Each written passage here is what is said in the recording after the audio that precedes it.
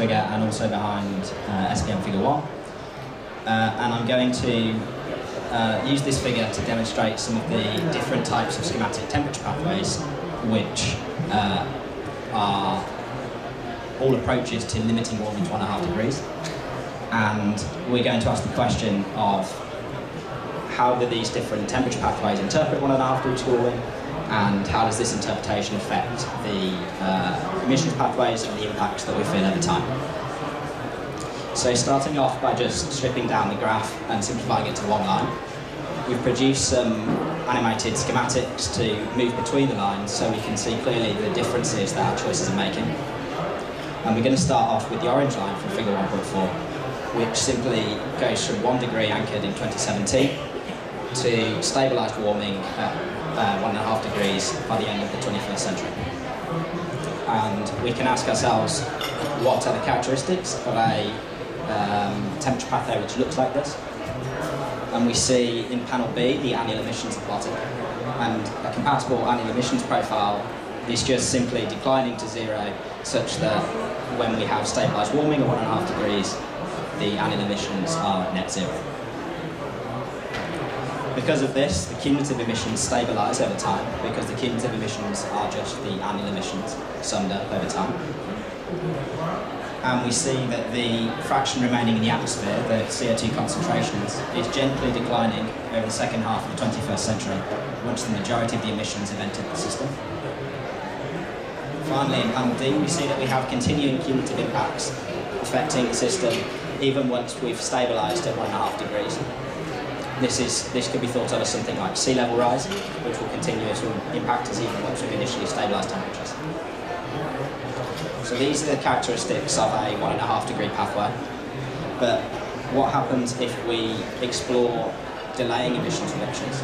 So we can do that by simply pulling the line along so that we reach 1.5 degrees sooner. And that puts us onto the green trajectory in figure 1.4, where initially the warming rate is the same as it is in the present day. And then if we explore the characteristics of a scenario like this, we see the annual emissions. Now we have 2010 emissions continued in the early part of the 21st century. And such, the warming rate in panel A is kept, the gradient of that line is kept the same, and so we reach 1.5 degrees sooner. If we still want to stabilise to 1.5 degrees, then we need much faster emissions reductions in the middle part of the 21st century. That's simply because we have the same cumulative emissions budget to all 1.5 degree compatible scenarios. So if we choose to use our emissions more at the start of the 21st century, then we have less available in the mid-century to use, and so require much faster reductions. And we see, because of this, our impacts are felt much earlier. The impacts of the temperature increase are felt earlier, because we're loading the emissions into the system at an earlier date. So that defines the green trajectory in figure 1.4, where we delay our emissions reductions and hence head to 1.5 degrees much faster.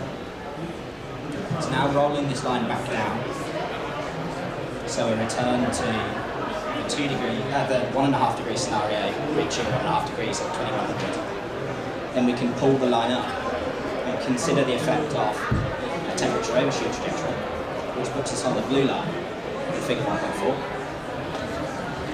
And again, ask ourselves the characteristics of a scenario like this. Well, looking at panel B, we see that the annual emissions are now allowed to continue to rise in the 2020s and 2030s, and hence we end up in a cumulative emissions budget which exceeds that allowed to 1.5 degrees warming. And so temperatures in the mid-century peak above 1.5 degrees. Then in the second half of the 21st century, we require net negative emissions to bring the cumulative emissions budget back down to one compatible with a 1.5 degree warming scenario. Notice how well the cumulative emissions shape here fits the temperature pathway shape, looking between the dark blue line in panel C and the light blue line in panel A. That is because of this linearity between the cumulative CO2 emissions that we put into the system and the corresponding temperature response.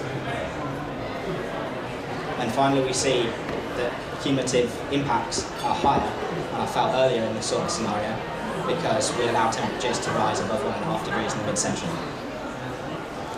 So that defines the blue scenario in figure 1.4 where we have an overshoot trajectory with temperatures cooling to 1.5 degrees by 2100.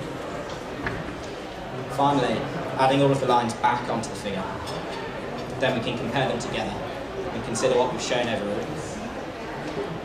And the key points are, if we want to stabilise our temperatures, we require net zero annual CO2 emissions. So all of the lines that are stabilised at 1.5 degrees come the end of the 21st century have annual CO2 emissions which are zero. That's because carbon is a cumulative pollutant, and so if you want to stabilise temperatures, you have to stop emitting CO2. We see that delaying our emissions reductions means that the impacts are felt much earlier, and it means that we'll head to 1.5 degrees faster, and so require much faster emissions reductions in the mid-century to avoid an overshoot. Finally, we see that allowing temporary overshoots in temperature requires net negative emissions after 2050 in order to return to a temperature scenario of 1.5 degrees. Impacts are more severe in a world cooling towards 1.5 degrees than in a world warming towards 1.5 degrees. That summarises the causal relationships between the emissions pathway, the corresponding temperature response, and the impacts that we see over the 21st century. I'll now pass on to Miles, who's going to take us through where we are today. Thanks very much, Stuart. Can everybody hear me okay? Give me a thumbs up if you can hear me.